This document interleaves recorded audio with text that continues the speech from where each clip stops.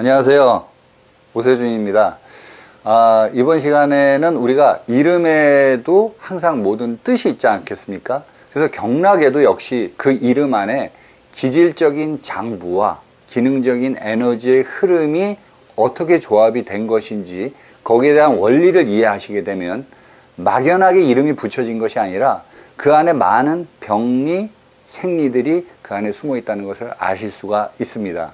임상에서 우리가 막상 상합이론을 쓸 것인지 아니면 상통이론을 쓸 것인지 이걸 어떻게 적용해야 될지 참 모르는 경우가 많거든요.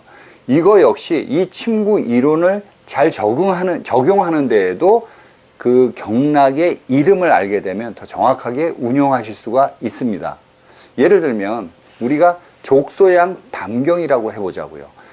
족소양 담경은 소양 상화라는 기운과 담이라는 그 나무, 커다란 나무의 의미인데 이것은 낙낙장송처럼 멋진 나무를 뜻하는 겁니다. 이것은 생리일 때 얘기고 이것에 만약에 병리가 있을 때는 어떻게 되는 것이냐. 그 바람이 많이 불게 돼요. 병리가 생기게 되면, 병리로 바뀌게 되면 그럴 때는 그 바람에 흔들리면서 나뭇가지가 흔들리면서 그 나뭇가지가 뒤틀리게 되거든요. 근데 나무의 결과 인체의 그 근육의 결이 거의 흡사하거든요. 그 말은 뭐냐면 나무에 옹이가 생기고 뒤틀리듯이 인체에는 항배통이 생긴다거나 어깨가 뭉친다거나 견비통이 생긴다거나 이와 같은 현상이 생겨요. 특히 급성 요통에는 우리가 담경락을 건드려줘야 된다는 것이죠. 또한 우리가 알고 있는 협심증, 흉통에 담경락을 건드린다라고 우리가 임상 책에는 나와 있습니다. 왜 그러냐 이거죠. 그것은 바로 우리가 승모근을 중심으로 해서 근육이 오랫동안 경직이 되면 이것이 심장 근육에까지 파급이 되기 때문에 심장 근육이 이미 문제가 생긴 것은 승모근과 겸해서 풀어줘야 되는데 그것을 바로 족소양 담경이라는 그 이름 안에 우리 치료 방법까지 숨어 있다는 것이죠. 마찬가지로 갑자기 쥐가 났다. 쥐가 나는 것도 어때요?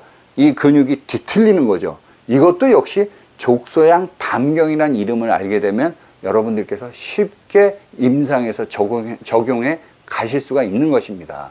마찬가지로 이 담경의 병리라는 것은 이 나무가 고요하게 있지 못하고 흔들거리는 거거든요. 흔들거리고 움직이고 한다라는 것은 심리적으로 영향을 갔을 때는 우리가 앵자이어티 질환, 불안 초조한 증상으로 나타날 수가 있어요. 그래서 우리가 정신과 질환도 족소양 담경을 가지고서 불안 초조에 우리가 임상이 응용할 수 있다는 것이 바로 족소양 담경이라는 이름 안에 숨어 있는 것이거든요. 근데 우리가 그 이름을 모르고 병리를 계속 외워서 임상에 적용하려면 굉장히 멀리 힘들게 가야 되는 이와 같은 상황이 되는 것이거든요. 또한 이런 경우도 있어요. 아이가 밤에 야뇨증, 밤에 오줌을 쌌단 말이에요. 이거 왜 그러냐 이거죠. 낮에 너무 과도하게 근육이 경직이 되면 마치 산이 높으면 골이 깊듯이 낮에 과다하게 경직이 되면 인체는 그것을 회복하기 위해서 어떻게 해야 되냐면 과도한 이완작용이 생기거든요.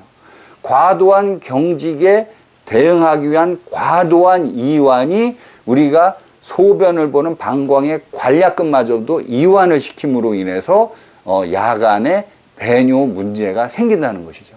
이렇듯이 12경락 어느 하나도 빠짐없이 이름을 하나하나 살펴가다 보면 병리, 생리 그리고 그 안에서 이 이름이 어떤 식으로 이름이 붙여졌는지에 대한 원리를 이해하시게 되면 어떠한 종류의 침법도 쉽게 우리가 이해하고 우리가 임상에서 자유롭게 쓰실 수 있는 방법론들이 도출되실 수 있다는 것입니다.